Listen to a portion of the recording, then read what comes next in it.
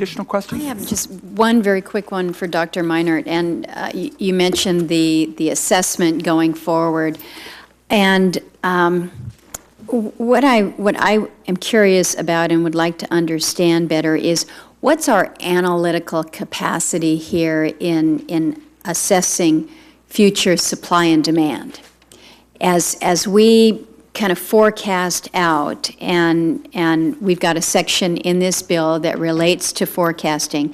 Can you tell us whether USGS supports a joint effort with EIA to bolster our analytical and forecasting capabilities for these minerals? We've talked a lot in both of you in your opening statements, particularly Mr. Danielson here, in terms of how we diversify supply, how we look for substitutes, how we recycle, reuse. Well, we know that we're going to continue to do good things in Senator Baldwin's state in terms of manufacturing, so we're going to need more. But given the effort that is underway with substitution or reuse, how do we forecast with any degree of reliability? And Dr. Meinert, the question is for you, but I think it also goes to what you're doing in DOE as well. Forecasting is a complex science, and the foundation is always built upon the data that you have. And so you are looking at the history, the current uses, the current supplies, and then modeling that forward. And so we have some experience with that. Our main expertise is in the collection of the data, the assessment of the resources. You mentioned EIA. They certainly have done much more in the modeling realm than we have.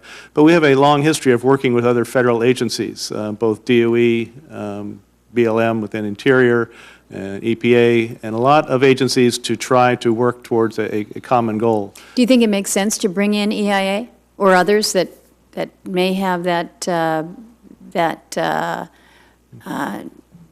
assessment or forecasting perspective? As we move in that direction, we would certainly attempt to learn from anybody who has been further out in the curve than we are. Dr. Danielson?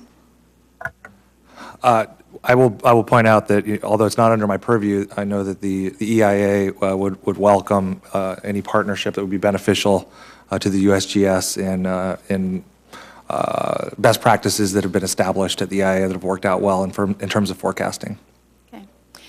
Thank you, Mr. Chairman, and I would hope that as we move forward, not only with this legislation, but just in the efforts that are out there, that when we talk about the interagency coordination, that is more than just good buzzwords. We all talk about interagency working, but it really is going to be necessary in this area to know and understand what we have and how cross-department we can be working to be more effective in all these areas. And with that, I thank both of the witnesses and look forward to second panel.